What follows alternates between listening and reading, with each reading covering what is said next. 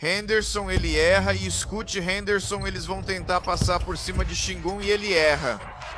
Lembra do Scoot Henderson, um jovem armador empolgante selecionado pelos Blazers com a terceira escolha, ficando entre Wemby e Miller e os irmãos Thompson do draft de 2023? Mas ao contrário desses 4 jogadores que têm sido contribuintes positivos para seus times desde que foram draftados, Henderson, por outro lado, já faz alguns anos que faz as pessoas se perguntarem por que ele não está melhorando. O que o impede de sair desse ciclo de sofrimento? Neste vídeo, veremos 5 jovens promessas que já foram muito cobiçadas e ainda seguem surpreendentemente ativas na NBA. Mesmo que eles ainda estejam muito mal e o tempo esteja acabando antes que a NBA siga em frente sem eles, vamos dar uma olhada.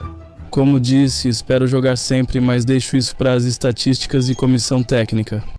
Como a terceira escolha geral em uma classe muito boa, Scoot se destaca como um cara que ficou muito aquém do esperado. Ele era um prospecto incrível com 1,91 metros de altura e 2,08 metros de envergadura, além de possuir um nível de atletismo e velocidade fora do comum. O cara imediatamente foi comparado a Derrick Rose e Ja Morant. Destacavam-se não só sua explosão, mas também o controle corporal de elite e a desaceleração. Ele sabia parar de repente e usar o ritmo para desmontar a defesa, como poucos na história do esporte. Mas apesar de como ele parecia bom antes da NBA, no momento em que pisou na quadra da NBA, dava para perceber que algo estava errado. Henderson teve quase 30 minutos por jogo, uma grande oportunidade em seu ano de novato, mas ele foi horrível. Parecia que a velocidade dele era superestimada e seus instintos para jogar como armador eram quase inexistentes. Henderson usou o bloqueio, mas Wembanyama o bloqueou, claramente. Ele sabia como fazer um bom passe, sabia onde encontrar os companheiros, mas sua capacidade de se adaptar e ler a defesa sob pressão era muito ruim, por isso sua taxa de turnovers era absurdamente alta. Por exemplo, ele perdeu a posse de bola em quase 20% das jogadas e, o mais importante, seu arremesso de média distância, ou melhor dizendo, a falta dele, era um grande problema. E essa era uma fraqueza que todo olheiro já previa. Lembre-se, em vez de ir para a faculdade, Scoot optou por seguir o caminho do G-League Ignite. Ele optou por essa forma para receber mais rápido, mas o G-League Ignite acabou após alguns anos porque agentes de jovens jogadores não querem mais que eles vão para lá. Porque quase todo prospecto de alto nível que foi para lá não aprendeu nada. O arremesso do Scoot não evoluiu desde o ensino médio, mas o mais preocupante foi o quanto ele era ruim sem a bola. Um simples catch and shoot é fundamental para armadores modernos da NBA, mas o Scoot era ainda pior nisso do que arremessando em movimento. Apesar de ser chamado de finalizador explosivo como Rose e Morant, ele tinha dificuldade até de chegar à cesta, pois seu controle de bola era superestimado. E mesmo quando ele conseguia chegar lá em suas 2 primeiras temporadas, seu aproveitamento próximo à cesta estava entre os 3% piores da liga. Nas 2 primeiras temporadas, ele teve aproveitamento de 50% e 53%. Bem debaixo da cesta, porém, na terceira temporada dele, dou o crédito, ele melhorou muito e hoje não desperdiça mais arremessos fáceis próximos à cesta. Ainda assim, Scoot Henderson não corresponde ao perfil esperado. Sua velocidade pareceu menor do que o previsto em todas as posses de bola. Ele pensa demais, em vez de deixar o jogo fluir naturalmente. O técnico Thiago Splitter já disse antes que ele é seu próprio pior inimigo.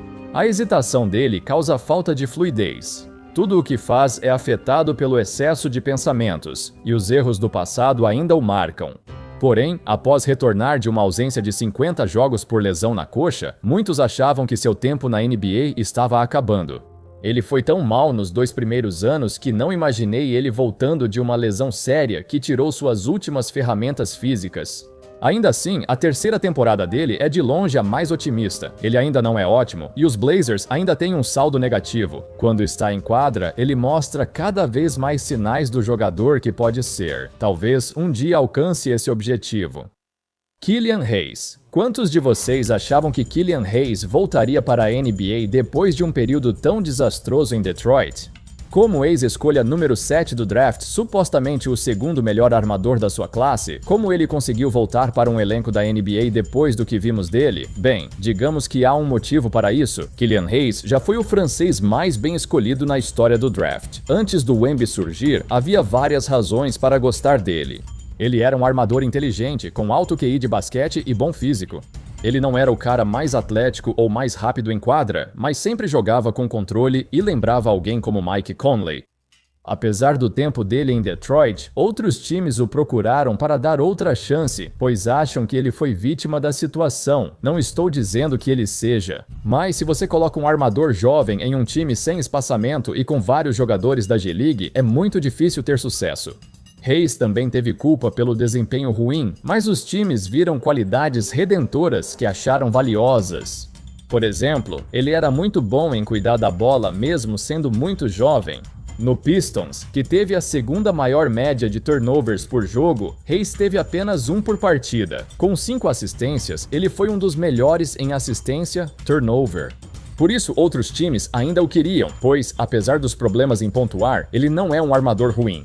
No geral, ele claramente tinha alguns instintos de armador que eram valiosos, então havia vários times querendo dar outra chance para ele. E, claro, um desses times tinha que ser o Sacramento Kings. Repórteres perguntaram a Doug Christie sobre a decisão e ele apenas respondeu: "Acho que ele é um bom jovem jogador e acho que talvez tenhamos encontrado algo interessante nele." Quando os Kings viram a temporada perdida, assinaram com Killian Hayes.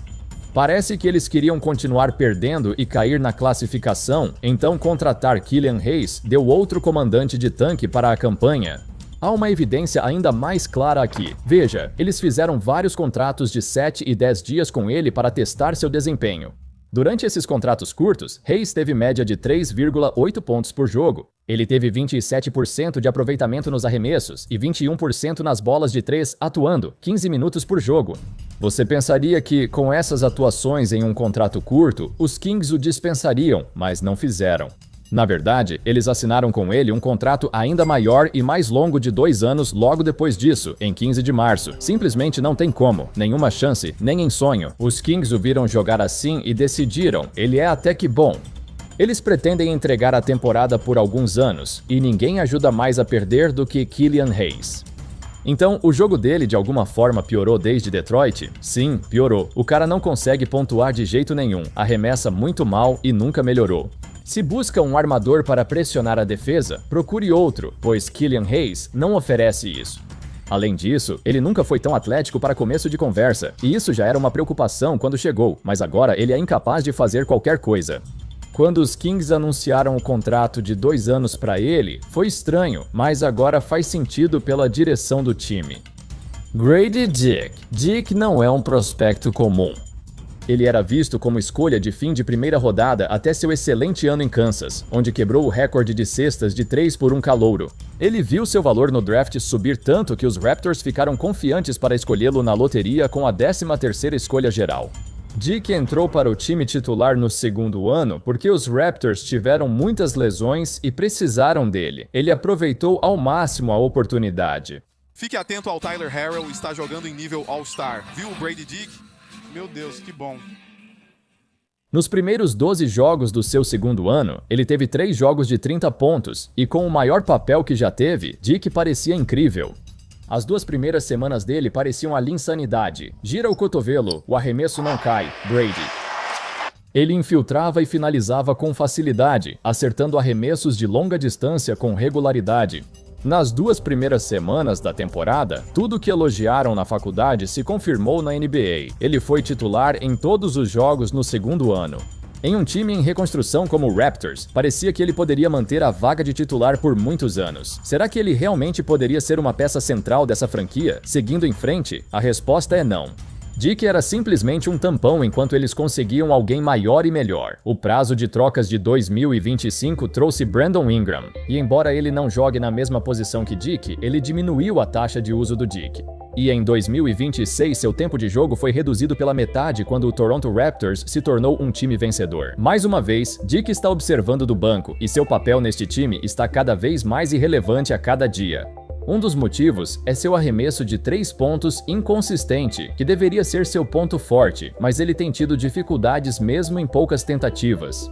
Talvez ele seja mais um arremessador de ritmo e precise tocar mais na bola para entrar no ritmo, mas neste time ele não tem mais essa oportunidade. Talvez algum dia Dick encontre o lugar certo para florescer, mas ele não faz parte do novo sucesso que os Raptors têm experimentado. Jaxson Hayes no papel. Jaxson Hayes já deveria ser melhor ao entrar na liga. Ele era um pivô magro, hiperatlético de 2,13 metros, um cara com muita energia, ótimo rebote e um talento para bloquear arremessos. Seu conjunto de habilidades é muito valioso e desejado. Qualquer equipe gostaria de alguém assim. A maioria das pessoas acreditava que ele se desenvolveria em um jogador parecido com Jared Allen, mas, em vez disso, ele continua tão ruim quanto em sua temporada de novato. Lakers, Pelicans e outras equipes já apontaram vários problemas, muitos deles causados pela sua falta de QI de basquete. Defensivamente, ele nunca está no lugar certo na hora certa, erra as rotações com frequência e sua capacidade de defender o pick and roll é inexistente. Outras preocupações sobre o jogo dele incluem a falta de fisicalidade e uma ofensiva muito limitada. Ambos ainda são problemas. O cara evita contato como se fosse a peste e não consegue pontuar de nenhuma outra forma, além de enterradas ou bandejas. Na verdade, Hayes pode ser o pivô mais soft de toda a liga, até mais do que o cara que ele está substituindo, DeAndre Ayton. O ponto é que dá pra se virar sendo pivô sem pontuar fora da área restrita. Hoje em dia tem vários assim na NBA, mas você não consegue se virar se te falta físico ou inteligência para defender o garrafão. Essas preocupações apareceram no início da carreira dele. Após anos nos Lakers, os torcedores já se cansaram do quanto ele é ruim. Literalmente, o único motivo dele ter tempo de quadra é porque os Lakers não têm outras opções, porque, sinceramente, ele já deveria estar fora da liga a essa altura. Jeremy Sohan. Eu trago versatilidade, defesa e energia. Falei sobre Jeremy Sohan pela última vez quando ele ainda estava no Spurs. Enquanto o time crescia e virava candidato ao título, Sohan assistia do banco. Em 11 de fevereiro, ele foi dispensado. E apesar de ter sido contratado pelo Knicks, ele caiu ainda mais na rotação e joga apenas 5 minutos por partida, passando de um jovem que tinha média de 25 a 30 minutos por jogo, e de ser um dos jogadores favoritos de Greg Popovich para estar perigosamente perto de sair da NBA. O que aconteceu aqui? Bem, Sohan é o exemplo perfeito de um jogador muito versátil, talvez até versátil demais, mas que também não é bom em nenhuma coisa específica. Os Spurs tentaram usá-lo como armador após alguns lampejos de habilidade, mas logo viram que há pelo menos 5 armadores melhores no elenco. E eles preferem ter um armador de verdade em um time jovem cheio de armadores. Esse não era o papel para ele, e não fazia mais sentido continuar com esse experimento. Ele não era rápido o suficiente, não tinha um controle de bola bom o bastante, e sua visão de jogo, embora decente, não era especial de nenhuma forma. A chegada de Victor Wembanyama criou uma nova era nos Spurs, cujo foco agora é montar o time em torno de sua superestrela. Com isso em mente, eles preferiram jogadores que sabem arremessar, que conseguem colocá-lo nas melhores posições e jogadores que realmente conseguem pressionar a defesa adversária. Para aliviar o peso sobre ele, todas essas habilidades eram coisas em que Sohan era apenas mediano. Como resultado, nos meses antes de sair, o papel de Sohan nos Spurs diminuiu e ele perdeu espaço no time. Você pode argumentar que ele ainda é um bom defensor e tem a cabeça no lugar. O cara sabe jogar e é muito inteligente, ele só não tinha talento ofensivo. Para complementar sua estrela no Knicks, ele entrou para um time com uma rotação já estabelecida, um quinteto titular que ele nunca vai conseguir entrar e uma rotação de banco onde ele não se encaixa. É difícil dizer se Sohan vai continuar na NBA no futuro próximo, ou se essa passagem por Nova York foi sua última chance. Ele precisava mostrar que pode agregar valor e o fim de sua jovem carreira já está à vista. É isso, pessoal. Esses 5 jovens promissores foram muito comentados anos atrás, mas agora estão perto de encerrar suas carreiras. Obrigado por assistirem. Espero que vocês tenham gostado do vídeo e, claro, como sempre, nos vemos na próxima. Valeu, Penniless!